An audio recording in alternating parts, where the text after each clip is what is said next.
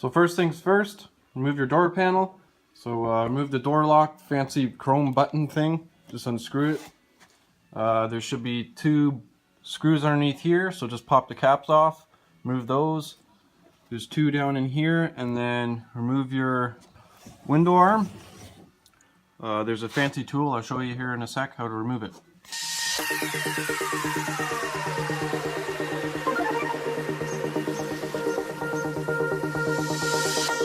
And I forgot, once you move that armrest there, it slides off. Then there's 2 more bolts in behind. And then I'll show you here how to remove your window arm. There's a little clip that slides into a groove on the shaft here. So in order to remove that, you need this fancy tool. So once you get this tool slid in behind your window arm, you get it stuck in the grooves there, and you just push, and that usually pops right out, see? So and then you can slide it right off. So yeah, that's how you do that. So yeah, that's the door bar in there. It's right there, you can see. It's just safety for if someone smashes into you, that's protecting you, not just the outside of the door sheet metal. So yeah, I'm going to remove that safety stuff for weight reduction. So I don't know if my camera can pick that up, but here's a couple spot welds right there on the end, which I'll have to drill out. And then pretty much you just cut it in 3 sections in order to get it out this hole. This hole on the other side that I removed, I kind of cut it down here. Just give me some more room to get it out, and then you can just either cut it right out because it's not really doing anything, or you can just tack weld it back up. So yeah, I'll start with drilling out those spot welds and go from there.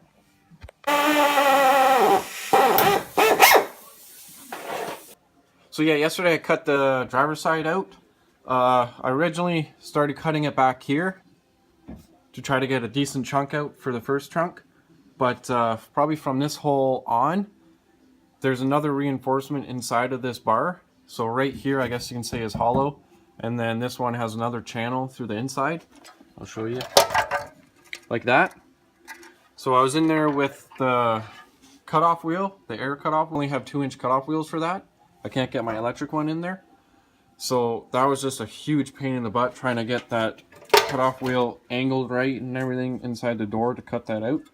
So I think I'm gonna cut the first chunk off here where it's hollow, so it's easier. I can get my electric one on there and I should be able to get right through it. And then I'll cut the bar right off back here. And then yesterday I just held the bar once it fell down right about here. I put 2 bungee cords around it to hold it this way away from the outside door panel. And I used the reciprocating saw and I just cut it in half, and then I just fed it out through the hole. So that's the plan. If you have bigger cutoff wheels to get in there, then you probably wouldn't have that big of a problem with me, but that's how I think I'm going to get around it here. So we'll see how it goes. So yeah, always have protection. Just cover up your windows, just because you are going to have sparks flying. You don't want to mark them up. And then obviously make sure there's no flammables around, like not a gas can or something stupid that could ignite in behind you or something while you're working. My dad always gives me a hard time about that. I'm getting better at it, but yeah, don't be stupid. Take your time. Wear eye protection.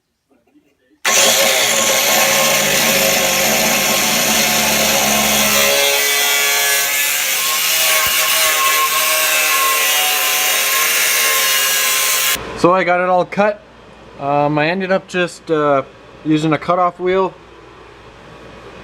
I put a slit through the center of the channel. I didn't get all the way through it, but that allowed it to flex, so I pulled it out this way. I shoved that 2x4 in behind it. That way there was a 2-inch gap or whatever in behind. Then I used the reciprocating saw. I took my time. Obviously, be careful because you don't want to hit the outer door panel. Mark it up. And then, yeah, I got all the way through it. Once I got all the way through it, it just sits there and flaps around. So just played with it and got my spot welds broken off. And that piece is now out. So as you can tell, it's hollow there. But in the next couple videos you should see the next channel coming in. And yeah, I think I'm gonna do the same thing as before. I'll cut it right off at the end there.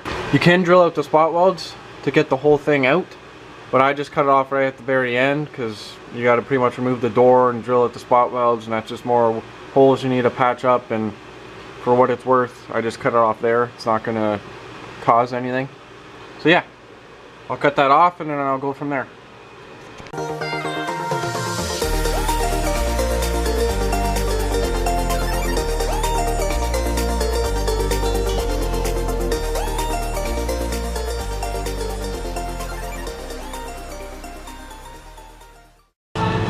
Well, I got it all cut.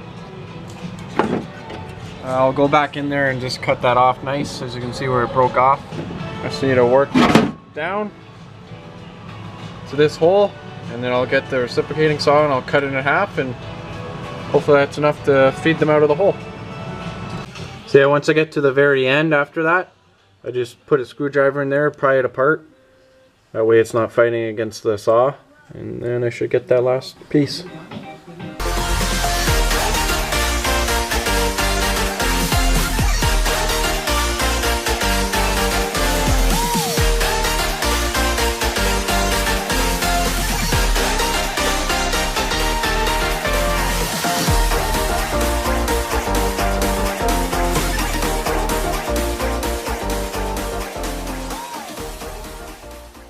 So yeah, that's removing your door bars. It's pretty straightforward. Just cut them out, drill out the spot welds, and yeah, just take your time. Like I said, if you do use a reciprocating saw, just make sure you have space in between the door bar and the door skin, just because you don't want to put a couple dings in it, or even if you can slide something in behind, like a piece of metal or something, just for extra protection.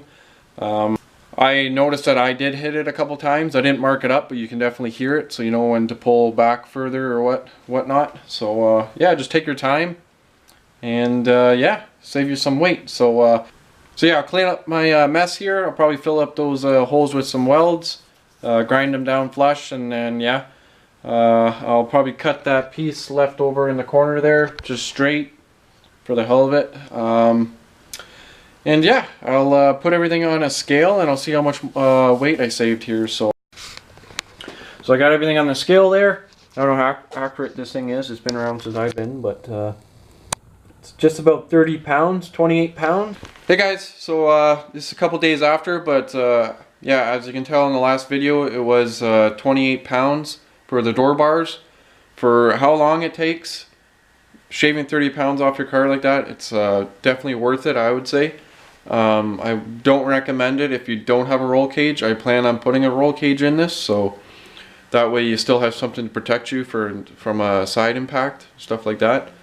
But yeah, I'm just gonna wrap up this video. Just an update on the roll cage. I've been pricing out tubing, just trying to understand the rules, how I'm gonna go about it. I've got a better idea now with it. I've just been pricing out tubing right now, trying to find the best deal. I called an inspector about the cage because I was curious on, it says that the minimum you can have for chromoly is a 083 wall for 1 5/8, but I was worried if I bend it, it's going to stretch that tubing, and now is it out of spec. But I called him. They said that they don't measure on the bends, at least that's what this guy said. They only measure on the straights.